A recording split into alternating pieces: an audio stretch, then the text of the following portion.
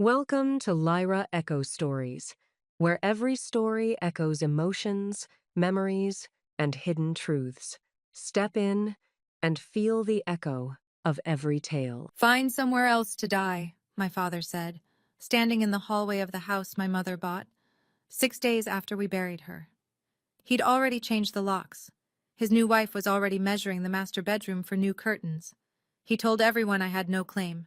He told the insurance company he was the sole beneficiary. He told me my mother couldn't protect me anymore. He was right about one thing. My mother couldn't speak for herself anymore. But what he didn't know was that she didn't need to. She'd already said everything she needed to say, in a document he never knew existed. My name is Dahlia Owens. I'm 28 years old, and I have lupus. Before I go on, please take a moment to like and subscribe, but only if you genuinely connect with this story. Drop a comment telling me where you're watching from and what time it is where you are. Now, let me take you back to last October, the night my mother's heart stopped, and the day everything changed. The hospital room smelled like hand sanitizer and dying flowers. Someone had left a vase of carnations on the windowsill 3 days earlier, and nobody had thought to throw them out. I was holding her hand. My mother's hand. It was so thin I could feel every bone. Eleanor Grace Owens, the woman who built a financial consulting career from a studio apartment and a library card, weighed 91 pounds. Pancreatic cancer had taken the rest. 14 months. That's what the doctors had given her. She used every single day. Her eyes opened, just barely. She looked at me, and for a second, she was herself again. Sharp, clear, present. "The house is yours, baby," she whispered. "Don't let anyone tell you different." I squeezed her hand. I thought it was the morphine. I thought she was confused, saying things that wouldn't mean anything tomorrow. She closed her eyes. The monitor beeped. Then it didn't.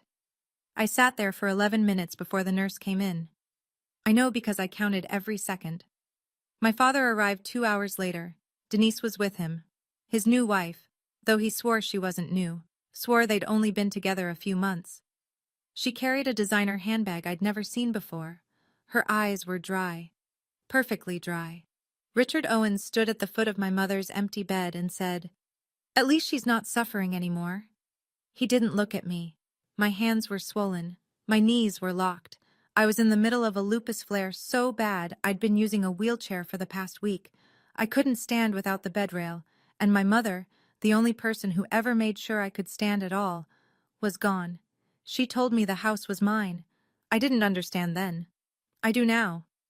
83 people came to my mother's funeral. I know because Aunt Vivian counted. Eleanor Owens was the kind of woman people remembered. She ran free tax workshops at the community center every spring. She brought soup to every new mother on our block. She once spent an entire Saturday helping a neighbor understand his mortgage paperwork so he wouldn't lose his home. 83 people came for her, and my father stood at the podium and talked about himself. "I lost my partner," he said, gripping the edges of the lectern. "My rock. My anchor." He spoke for 6 minutes. He mentioned my mother's name 4 times. He mentioned his own grief 9 times. I was counting. Denise stood in the front row. Black dress, gold bracelet, new, heavy, catching the light every time she moved. She cried exactly when someone was looking at her and stopped exactly when they turned away. I watched her do it 3 times. I sat in my wheelchair near the side aisle. Not the front row. Nobody had saved me a seat there. Aunt Vivian, my mother's older sister, sat beside me. She held my hand the way Mom used to. Firm, warm, like she was keeping me from floating away. "Something's not right with that woman," Vivian whispered, watching Denise dab at dry eyes with a folded tissue. After the service, people lined up to hug Richard. Denise accepted condolences like she was hosting a cocktail party. Gracious nods, soft thank yous, a hand on every arm. I was wheeling myself toward the parking lot when I saw Denise step behind the chapel, phone pressed to her ear. Her voice was low, but I caught every word. "It's done. We can start Monday." She hung up, turned, saw me, smiled. "You should rest, sweetheart," she said. You look exhausted. 3 days after the funeral. The house still smelled like the lilies people had sent, wilting petals on every surface. Richard called me to the living room. He sat in my mother's armchair, the green velvet one she'd had since before I was born. Denise sat on the armrest beside him, legs crossed, one hand on his shoulder. "We need to talk about the house," Richard said. I was on the couch across from them. My joints ached, my hands were stiff. I'd barely slept in a week. "This house," he continued, "the investment accounts, the life insurance, it all comes to me. I'm the surviving spouse. That's how the law works." Denise nodded. "It's what the law says, sweetie." Richard slid a piece of paper across the coffee table. A quitclaim deed. My name was already typed at the bottom. All I had to do was sign. "Just make it easy," he said. "For everyone." I stared at the paper. The ink was fresh. Someone had prepared this in advance. "Mom told me the house was mine," I said. Richard leaned back. "She was on painkillers. That means nothing." "She said it before the painkillers." His jaw tightened. "Your mother spoiled you. You think you deserve something you didn't earn?" Denise rubbed his shoulder. "Honey, she's grieving. Give her a minute." I didn't touch the paper. "I already have a lawyer," Richard said. His voice dropped. Calm, practiced. "He says your mother died without a will. No will means everything goes to me. That's the law in this state." He stood up, looked down at me. "If you don't sign this by Friday, I'll have you removed." He walked out. Denise followed. She left the quitclaim deed on the table, perfectly centered, like a place setting. Friday was 2 days away. Friday came. I didn't sign. At midnight, my bedroom door opened. No knock, no warning, just the click of the handle and the hallway light cutting across my bed. Richard stood in the doorway holding an empty suitcase. He tossed it onto my blanket. "Pack your things." I sat up. My shoulders screamed. The flare was getting worse, my joints hot, swollen, every movement like grinding glass. "This is Mom's house," I said. "Your mom is dead, and I'm the surviving spouse. This is my house." Behind him, in the hallway, Denise leaned against the wall, arms folded, watching, the smallest smile on her lips. Richard stepped closer. His voice was low, steady, the kind of calm that comes from having already decided. "Find somewhere else to die. Your mother isn't here to protect you anymore." I looked at him for a long time. My father. The man who drove me to my first lupus appointment when I was 16. The man who used to carry me to bed when the pain was too bad to walk. That man was gone. Or maybe he'd never really been there. Maybe it was always Mom standing behind him, holding us both up. I packed what I could. Clothes, medications, my mother's reading glasses from the nightstand. I dragged the suitcase across the porch she used to sit on every morning. Her wind chimes were still ringing in the cold. I called Aunt Vivian at 1 a.m. She answered on the first ring. She didn't ask questions. She just said, "I'm coming." In her car, I couldn't cry.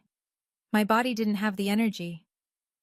Vivian reached over and held my hand on the center console.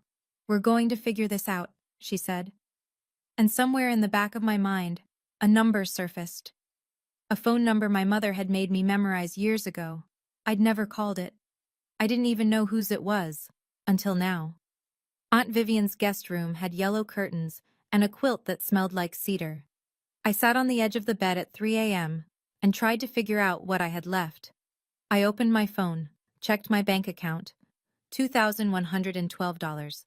That was everything. I called my pharmacy the next morning. The automated system cut through before I could even spell my last name. "Your insurance has been terminated. If you'd like to pay out of pocket, the total for your current prescriptions is $1,814.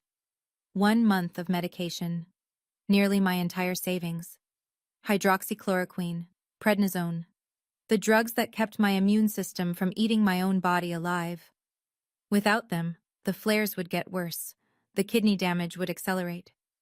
My doctor had been clear about that for years. Richard hadn't just taken my home. He'd cut off my ability to stay alive. I sat at Vivian's kitchen table with a mug of tea I couldn't drink because my hands were too swollen to grip it. She sat across from me and watched me stare at nothing. "Your mama told me something once," she said quietly. It was about a year before she got sick. She grabbed my arm at Thanksgiving, right in the kitchen while Richard was watching football, and she said, "If anything happens to me, tell Dahlia to call Margaret Hollis." I looked up. "Who's Margaret Hollis?" Vivian reached into her purse. She pulled out a folded napkin, old, soft at the creases, a phone number written in blue ink. "I don't know," she said. "But your mama wrote this down and made me keep it. She said you'd need it when things got bad." I took the napkin.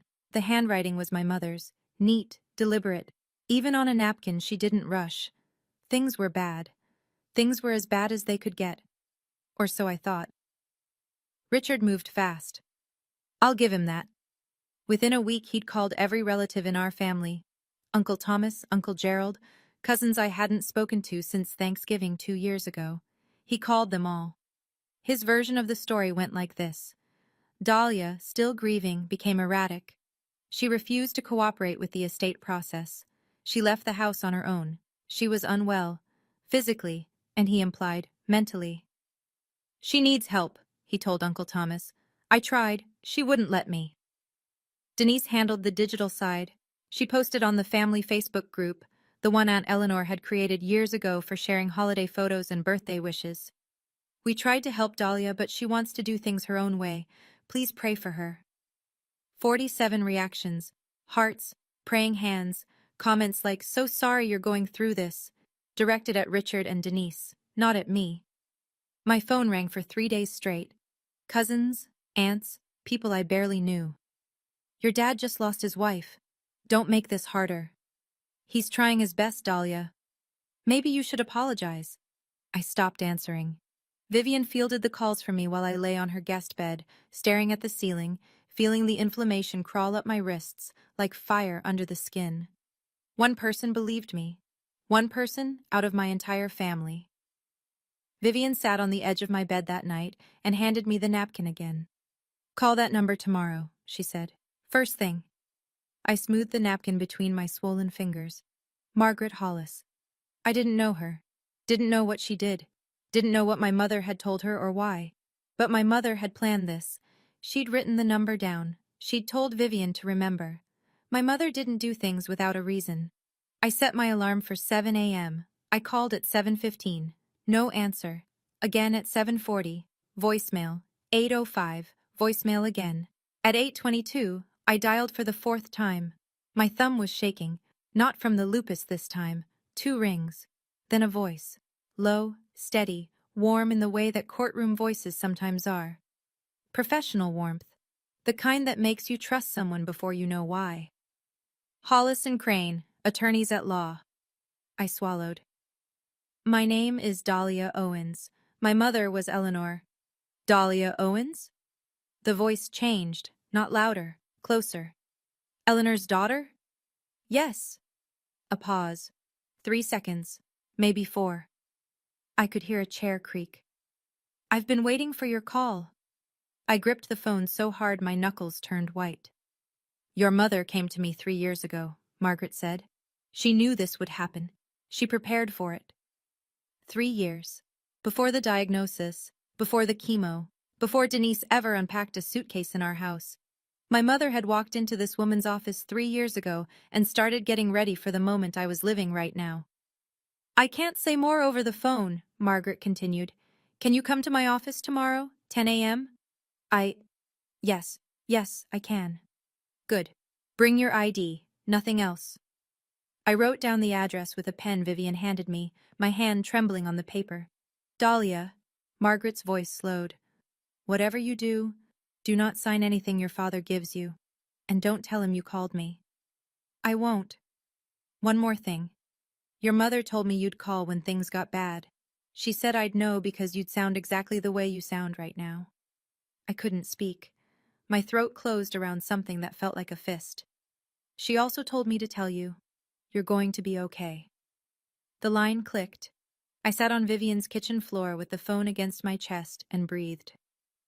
"Tomorrow, 10 a.m. Answers." The letter arrived at Vivian's house the next morning, hand-delivered by courier. Cream-colored envelope, heavy paper, the kind lawyers use when they want you to feel small before you even open it. "Bradley Knox, Esquire. representing Richard Allen Owens. I read it standing in Vivian's kitchen, still in my pajamas, coffee getting cold on the counter. The language was sharp and clean. Eleanor Owens died intestate, without a valid will. Under state law, the surviving spouse is entitled to the entirety of the marital estate. Ms. Dahlia Owens is hereby directed to cease any and all claims to the Birchwood Lane property and associated financial accounts within 10 calendar days. There was a second paragraph, the one that made my vision blur. Furthermore, our client intends to petition the court for a determination of incapacity regarding Ms. Dahlia Owens, on the basis of her chronic medical condition, which renders her unable to manage her own financial and legal affairs, mentally incapacitated. My own father was trying to have me declared incompetent, not because I couldn't think, because I had lupus. Vivian read the letter over my shoulder. She didn't say anything for a long time. Then she picked up her purse and her car keys. "Get dressed," she said. "We have an appointment in 90 minutes." She drove me to the pharmacy first, paid for my medications out of her own savings, $1,814. She didn't flinch. She just handed over her debit card and said, "Eleanor would have done the same for my kids." In the car, I stared at the letter again. The word incapacity sat in the center of the page like a bruise. My father hadn't just taken my home and my insurance. He was coming for my legal right to fight back. We pulled into Margaret Hollis's parking lot at 9:53, 7 minutes early. I was done being late. Margaret's office was on the second floor of a brick building downtown. Small brass nameplate by the door. No flash, no marble lobby, just quiet competence. I was sitting in her waiting room when my phone rang. Richard. I almost didn't answer. But something in me, maybe the part that still remembered he was my father, picked up. "Sign the paper, Dahlia." "No.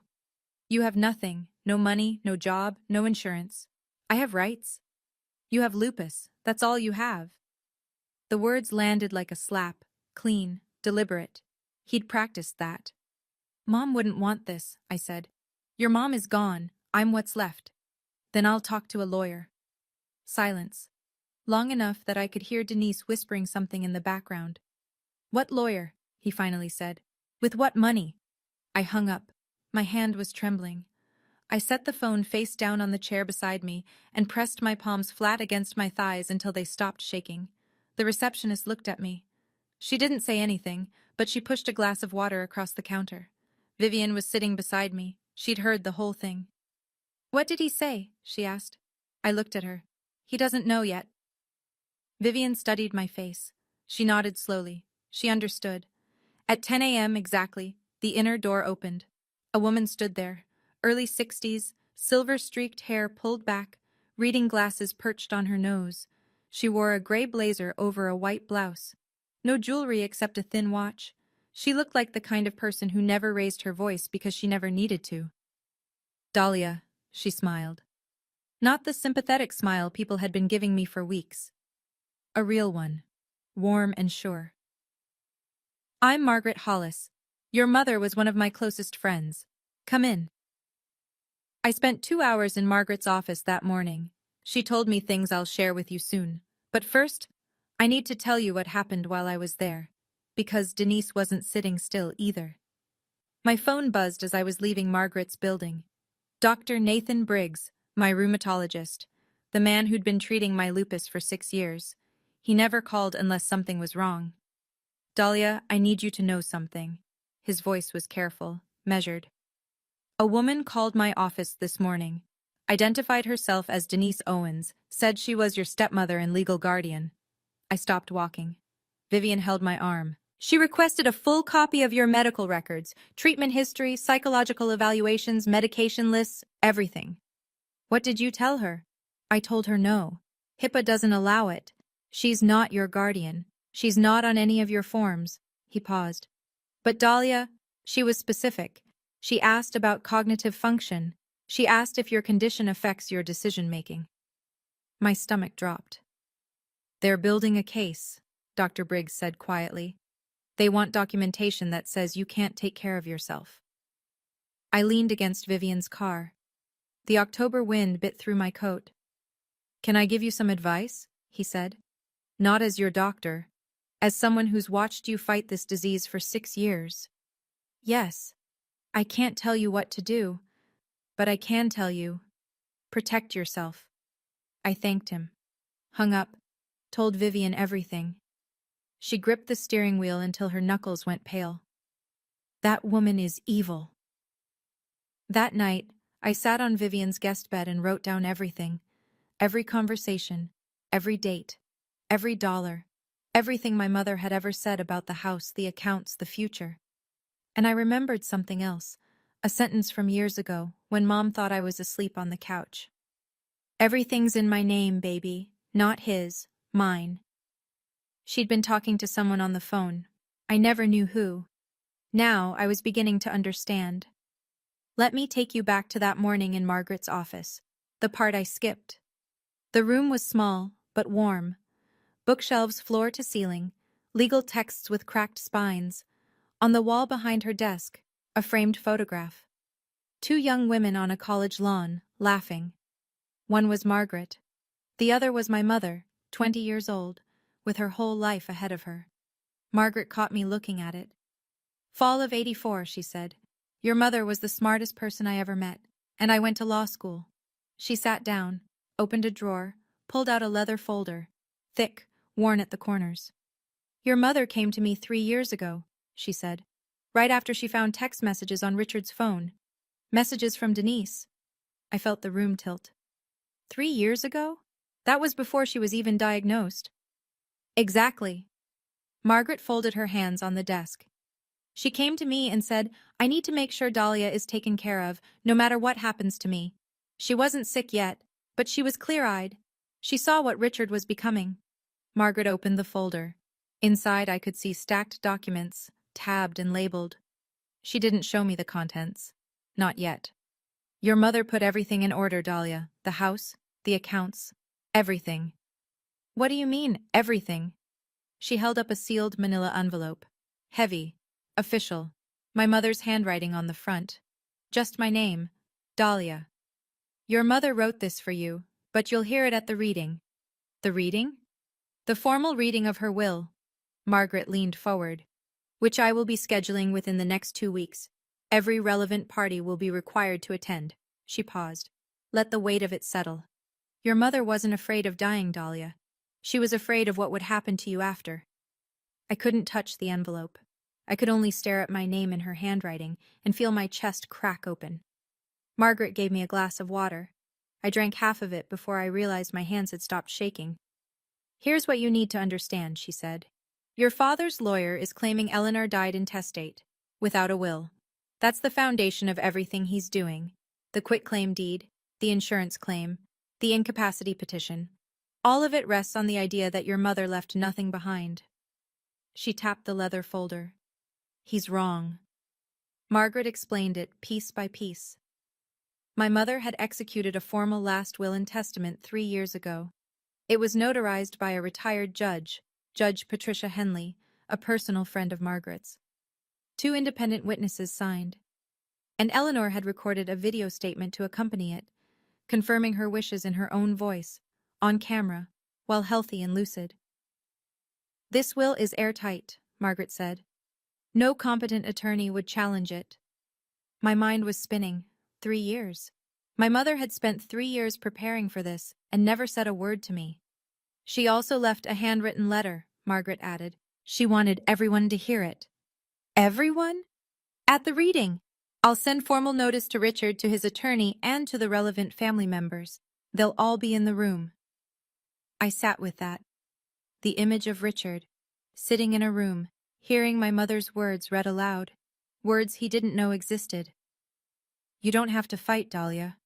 Margaret's voice softened for the first time. Your mother already fought for you. All you have to do is show up. I cried then, quietly. Not the way I'd been crying all month. Out of pain, out of fear, out of exhaustion. This was different. This was the cry of someone who just learned she wasn't alone after all. Margaret pushed a box of tissues across the desk. She didn't rush me. There's one more thing your mother did, she said after I'd wiped my eyes, but it's better if you hear it with everyone else in the room. 2 days later, the letters went out. Certified mail. Return receipt requested. Richards arrived at the Birchwood Lane house, My mother's house, on a Tuesday morning. I know because Aunt Vivian told me what happened next. He called her. His voice wasn't the same voice that told me to find somewhere else to die. This voice was thinner, faster, almost confused. Who is Margaret Hollis? Eleanor never mentioned a lawyer. Vivian kept her answer short. Come to the reading and find out. What reading? There is no will. My lawyer already confirmed. Then you have nothing to worry about, Richard. She hung up. That evening my phone rang. Richard again. But the tone had changed. The cold authority was gone. In its place, something I almost didn't recognize. He sounded careful. Listen, sweetheart. Maybe we can work something out. You don't need a lawyer. Sweetheart. He hadn't called me that since I was 15. I'll be at the reading, Dad. Dahlia. See you there. I hung up. Vivian looked at me across the kitchen table. She raised her coffee mug in a silent toast. Denise posted on Facebook that night. No direct mention of the reading, just a Bible verse about betrayal and a caption. When family turns on you, God sees everything. 8 heart reactions. 3 prayer emojis. I didn't respond. I didn't even open the app.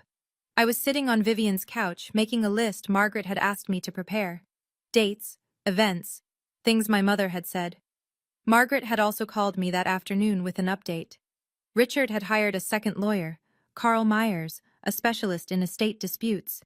He's panicking, Margaret said. I could hear the calm smile in her voice. Good. 2 weeks. 14 days until everyone sat in the same room and my mother spoke for the last time. I took my medication. I went to bed. And for the first night in weeks, I slept without waking up. The morning of the reading, I stood in front of Vivian's bathroom mirror for a long time. I'd lost weight. The flare was still active. My fingers were puffy, my wrists stiff, and there were shadows under my eyes that no amount of concealer could fix. But I put on a clean blouse, a dark blazer Vivian had lent me, simple flats because heels were out of the question. Margaret had said, "Come dressed like you belong." Because you do. Vivian drove. Neither of us spoke. The radio was off. Just the sound of tires on wet asphalt and Vivian's turn signal clicking like a metronome. Hollis and Crane occupied a quiet corner office in a brick building on Whitmore Street, 2nd floor. No elevator. I took the stairs one at a time, Vivian's hand on my elbow. The conference room was already set up. Long oak table, 12 chairs, water pitchers at each end. A window overlooking the street, pale October light falling across the carpet. People were already there. Uncle Thomas, my mother's younger brother, gray beard, flannel shirt, hands in his pockets. He nodded at me. Uncle Gerald, Eleanor's baby brother, quiet, sitting at the far end. Linda Torres, the family accountant, glasses on a chain around her neck, legal pad open, 2 paralegals from Margaret's firm seated near the door. Then Richard walked in. He wore a navy suit, fresh haircut. Denise was a step behind, black dress, modest neckline, tissue already in hand, ready to perform. Behind them, Bradley Knox, thin and tall, briefcase like a shield. Carl Myers, shorter, rounder, already sweating. Richard sat on one side of the table. I sat on the other. We were 8 feet apart. It felt like a canyon. Then Margaret entered. She carried a leather folder in one hand and a laptop under her arm. She set both down at the head of the table. She didn't smile. She didn't need to. Let's begin. Knox spoke first. He buttoned his jacket as he stood, like he was about to address a jury. Before we begin, my client would like to note that he was unaware of any will and questions its validity. He sat back down. 12 seconds. Practiced. Margaret didn't stand. She didn't need to. She adjusted her reading glasses and opened the leather folder. Noted, she said. The will was executed 3 years ago. Notarized by Judge Patricia Henley. Witnessed by 2 independent parties who are available to testify. Its validity is beyond question. Knox shifted in his chair. Myers wrote something on his pad. Richard stood up. His chair scraped against the floor. My wife never told me about any of this. Margaret looked at him. Her expression didn't change. She wasn't required to, Mr. Owens. A ripple moved through the room. Uncle Thomas glanced at Uncle Gerald, Linda Torres stopped writing. Denise leaned forward. "This is ridiculous." Her voice cracked, just enough to sound wounded. Eleanor was sick. She wasn't thinking clearly. Margaret turned to Denise, slowly, the way you turn to face something you've been expecting. "Mrs. Pratt Owens, you are not a party to this will. I'll ask you to remain silent unless addressed." The room went still, completely still. The only sound was the clock on the wall and the soft tap of Meyer's pen against his legal pad. Denise opened her mouth, closed it. Her hand found Richard's arm, but he didn't look at her. Knox leaned toward Richard and whispered something. Richard's jaw clenched. He sat down. Margaret waited until the silence had fully settled. Then she opened to the first page. "Now, let me read the last will and testament of Eleanor Grace Owens," she began. But she didn't get far. Margaret had barely read the preamble, Eleanor's full legal name, the date of execution, the standard declarations of sound mind, when Richard broke. He didn't shout. That would have been easier. Instead, he turned in his chair until he was facing me directly. His eyes were hard, his voice was even. "You know what your problem is, Dahlia?" Margaret stopped reading. The room held its breath. "You've been a burden your whole life." Uncle Thomas straightened in his chair. Linda Torres set her pen down. "Your mother spent everything on your medical bills, every dime, and what did you give back? Nothing." I didn't move. My hands were flat on the table, swollen knuckles pressed against the wood. "You can't work. You can't live alone. You can't even walk without help some days." He shook his head. "Eleanor felt guilty about your disease. That's the only reason she kept you around. Guilt, not love." The words hit me one at a time, each one precise, each one aimed at the place that was already bleeding. Aunt Vivian stood up so fast her chair hit the wall behind her. "That is enough, Richard." Uncle Thomas was shaking his head. "I can't believe what I'm hearing."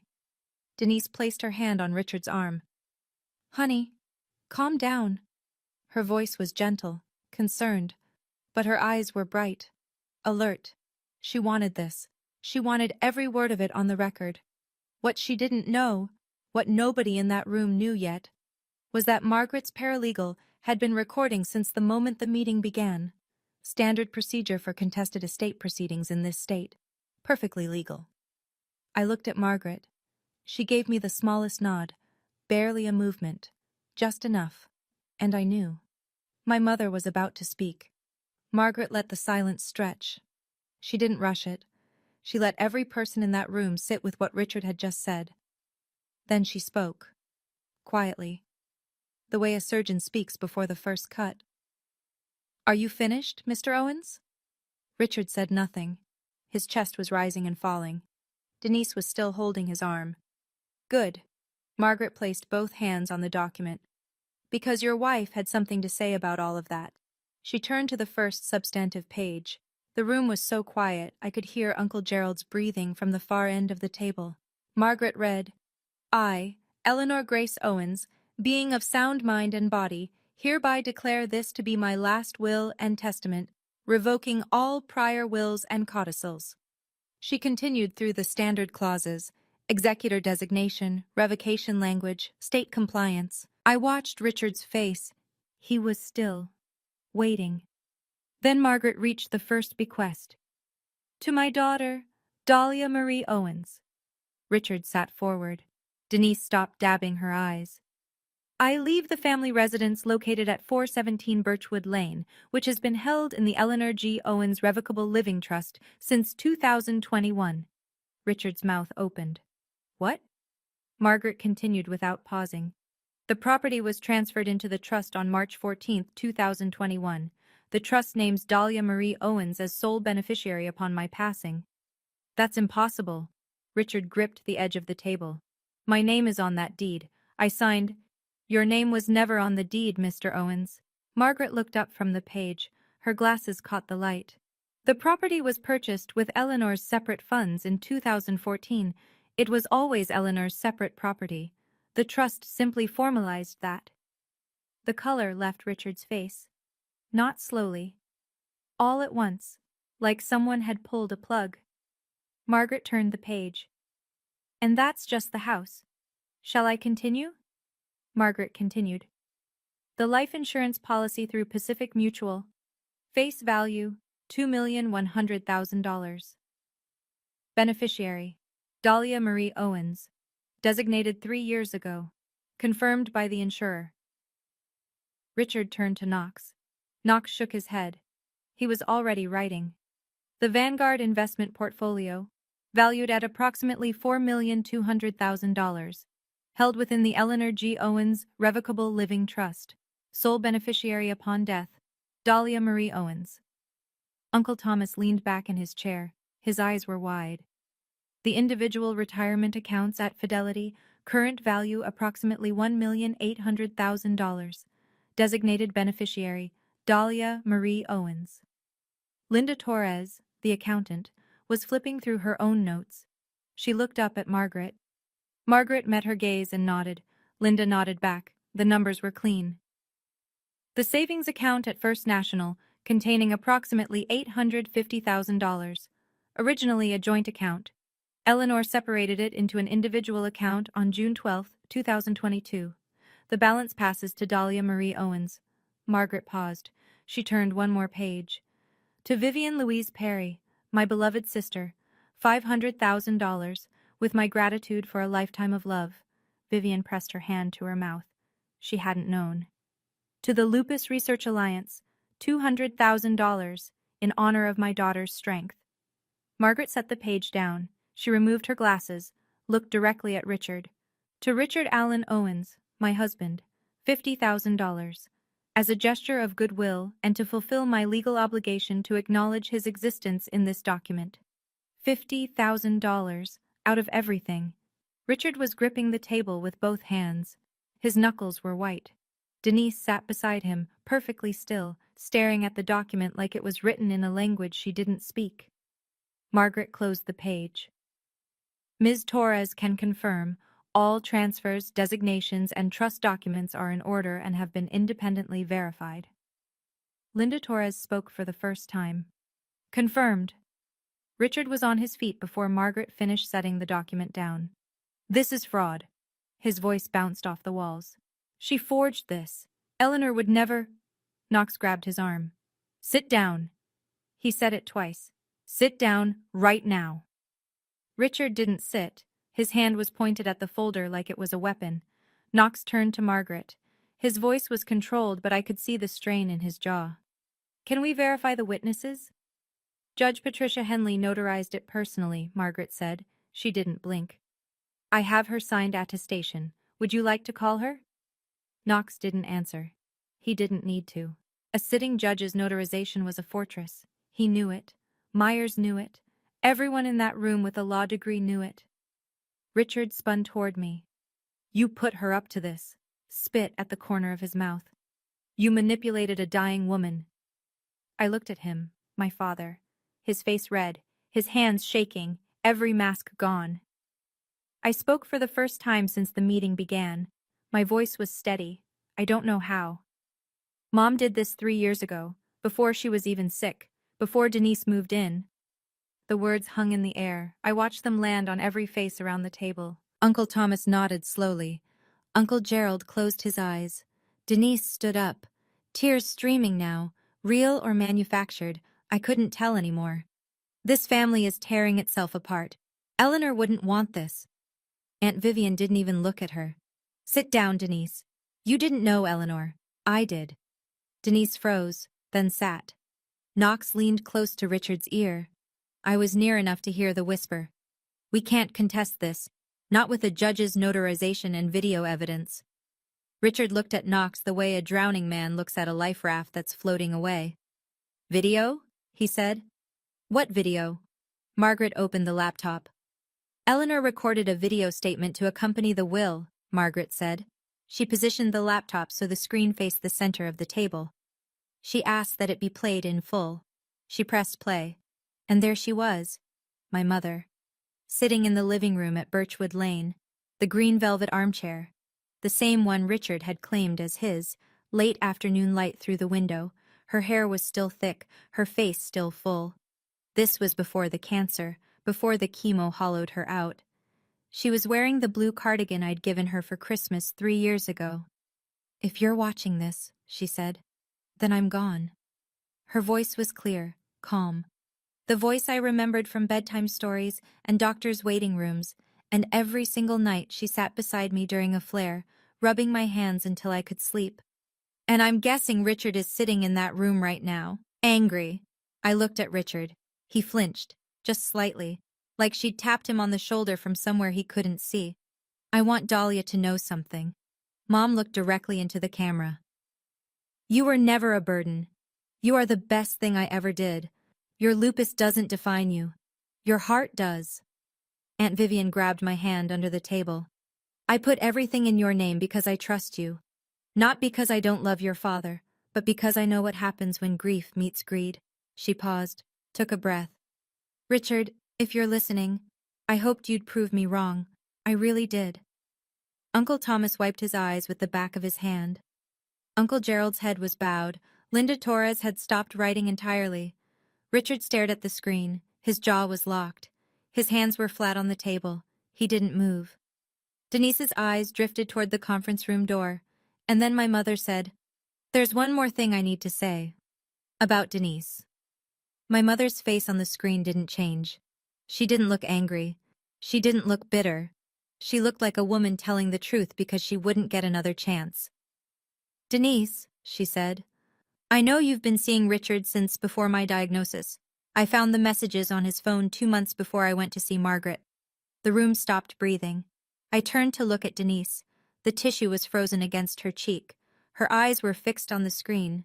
The performance was over. Richard's head snapped toward Denise. "You told me she never—" "I don't say this out of bitterness," my mother continued, her voice cutting cleanly through the room. "I say this because Dahlia deserves to know, and everyone in this room deserves to know, that the decisions I made were based on facts, not feelings." Uncle Thomas's hands were gripping his knees. Uncle Gerald looked at Richard with an expression I'd never seen on his gentle face before. Disgust. Mom went on. "Richard chose Denise before I even started chemo. I chose to protect my daughter." My chest ached, not from the lupus, from the weight of understanding. My mother had known everything. She'd watched her husband fall for someone else while she was still healthy, still present, still making dinner and folding laundry in a house she knew she might lose. And she didn't scream, she didn't beg. She went to a lawyer and built a wall around me.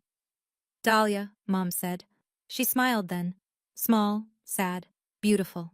"Live your life, take care of your health, and remember, you don't owe anyone who chose to leave you." The screen went dark. Nobody spoke. Denise picked up her handbag. She stood. She walked to the door, opened it, and left.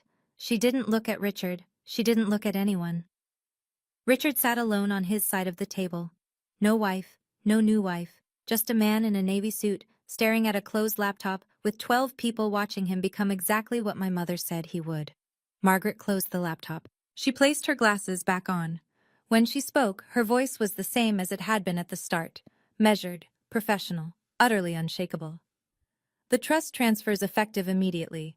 Dahlia Marie Owens is the sole owner of the Birchwood Lane property." She turned a page in the folder. "Regarding the life insurance policy and investment accounts, I've already filed the necessary documentation with the respective institutions. Dahlia's beneficiary status has been confirmed by each one." Knox was packing his briefcase. He hadn't spoken since the video. Myers was staring at his blank legal pad like it owed him an explanation. Margaret looked at Richard. "Mr. Owens, you have 30 days to vacate the Birchwood Lane property, as you are no longer a legal occupant." Richard's voice came out small. Smaller than I'd ever heard it. "She can't just kick me out of my own home." "It was never your home, Mr. Owens." Margaret's tone held no cruelty, just facts. "The deed has been in Eleanor's trust since 2021. You were a permitted occupant. That permission ended with Eleanor's passing, and the terms of the trust." Knox stood. He touched Richard's shoulder. "Let's go." Richard didn't move. "We'll need time to review," Knox said to Margaret. It was the kind of thing lawyers say when there's nothing left to review. "Of course," Margaret replied, "but the law is clear, and the clock starts today." Knox guided Richard to his feet. They walked toward the door. Richard's steps were slow, heavy, like the floor had gotten deeper. He didn't look at me. He didn't say goodbye. He didn't say anything at all. He walked out the same way he walked into my mother's hospital room the night she died, late and alone. 3 days passed. I stayed at Vivian's. I didn't call Richard.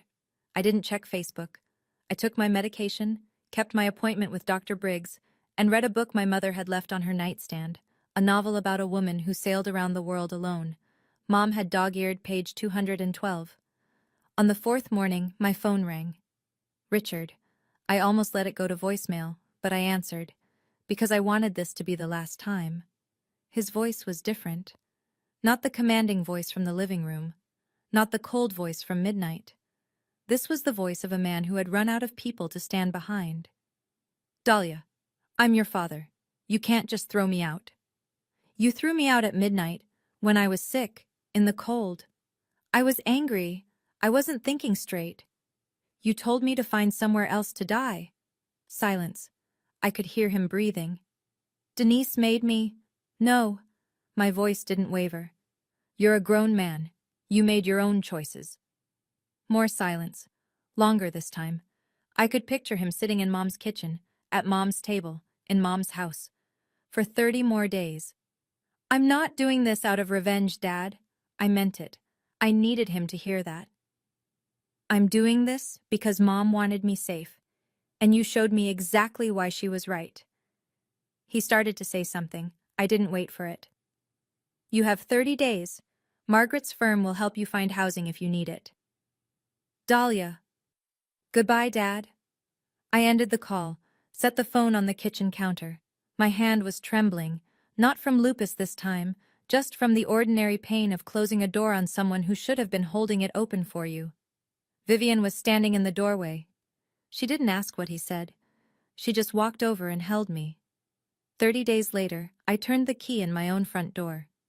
Richard had left the week before, moved to Ohio, to his brother's house. He'd taken his clothes, his golf clubs, and a box of tools from the garage. He left everything else. The furniture, the dishes, my mother's things. He left her wind chimes on the porch. I don't know if that was kindness or just forgetting. I chose to believe it was the last decent thing he did. The house smelled like dust and closed windows, and underneath it all, like her. Lavender hand cream. The wool throw she kept on the couch. Coffee beans she stored in the freezer because she swore it kept them fresh. I walked through every room. Kitchen, living room. The hallway where he'd stood that midnight with an empty suitcase. My old bedroom. Her bedroom. I stopped in her doorway.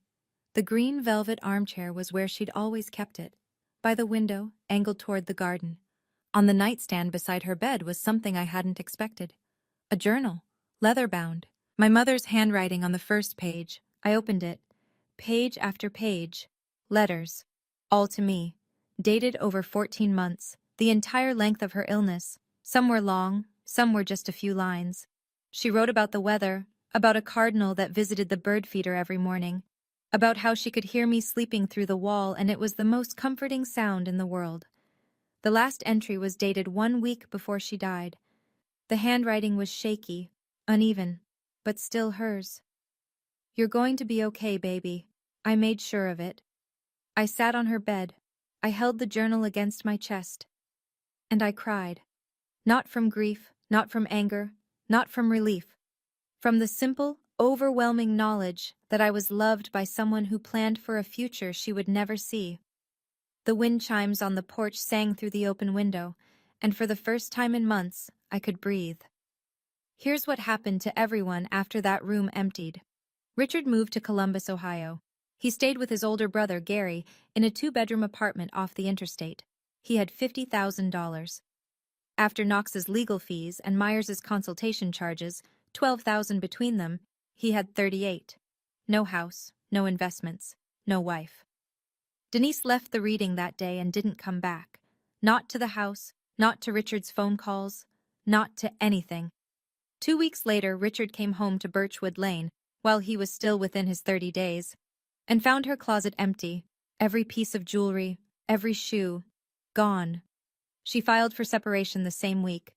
Richard told Aunt Vivian she'd changed her number. I learned later through Margaret that Denise had been trying to petition for custody of her 2 children from her first marriage. Her entire case depended on demonstrating financial stability. Without Richard's money, without my mother's money, she had nothing to show the judge. The petition was denied. The community found out. Not because I told anyone. I didn't post anything. I didn't call anyone. Uncle Thomas told one person. That person told two more. Within a month, the same relatives who had called to lecture me about being ungrateful were leaving voicemails I didn't return. We didn't know the whole story, Dahlia. We're so sorry. We should have listened. I didn't blame them, not really.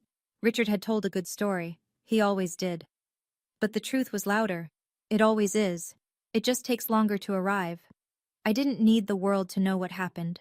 The people in that room knew. And that was enough. Margaret sent me a final letter a week after the 30 days were up. Short, professional. One line at the bottom in her own handwriting. Eleanor would be proud. I am too. The first thing I did with my mother's gift was make sure I could stay alive. I enrolled in a comprehensive health insurance plan, the kind that covers rheumatology, lab work, prescriptions, and the kind of emergency room visits that lupus sometimes demands at 2 in the morning. I hadn't had insurance in 5 weeks. Those 5 weeks had cost me more fear than I can describe. Dr. Briggs ran a full panel at my first appointment back. He looked at the results and looked at me over his reading glasses.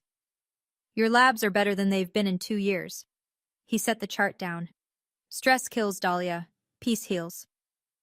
I started working again, part-time at first, 3 days a week at a community outreach center downtown. Social work. The thing I'd gone to school for before lupus interrupted everything. My role was simple, helping women navigate financial abuse in family systems, helping them understand what they were entitled to, helping them find lawyers like Margaret. There were days I couldn't get out of bed. Lupus doesn't care about your plans. But now I had the resources to rest when I needed to see a specialist when a flare hit, to live without the terror of choosing between groceries and medication. Aunt Vivian came over every Saturday. She brought containers of soup and gossip about her neighbors, and the quiet, steady presence that reminded me I still had family worth the word. I did one more thing. I sat down with Margaret and set up a trust of my own. Not because I needed to protect myself from anyone, but because my mother taught me what preparation looks like, what love looks like when it thinks ahead. I didn't inherit just money. I inherited my mother's courage, and I intended to use it. 6 months later, a letter arrived. Handwritten, postmarked Columbus, Ohio. I recognized his handwriting before I opened it, tight, slanted right, the same hand that signed my permission slips in elementary school. Dahlia, I made mistakes. I know that now. I miss your mother. I miss you. Can we talk? Dad. I sat with the letter for a long time. On the porch, in Mom's chair, the wind chimes turning slow circles above my head. I didn't feel anger. That surprised me. I expected anger, the way you expect thunder after lightning. But it didn't come. What came instead was something quieter, a clear understanding that some doors need to stay closed, not out of hatred, out of honesty. I went inside. I sat at the kitchen table. I pulled out a piece of stationery my mother used to keep in the hallway drawer, cream paper, her initials embossed at the top. I wrote, Dad, I don't hate you, but I can't trust you, and I won't pretend to, just to make you feel better. If you're serious about changing, start with yourself, not with me. I wish you well. But my door is not open right now, maybe one day, but not today.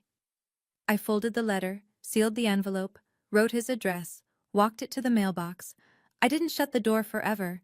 I want to be clear about that. I didn't make some grand declaration about never speaking to my father again. That would be a different kind of cruelty, and I've had enough cruelty for one lifetime. But I didn't open the door out of guilt either, or loneliness, or because someone told me I should. If that door opens again, it'll be because I'm ready, not because I'm pressured. I went back to the porch. The wind chimes caught a breeze. I listened to them the way I used to listen to my mother humming in the kitchen. Not the melody, just the fact that it was there. I'm not telling you this story because I want sympathy. If that's what you heard, let me try again.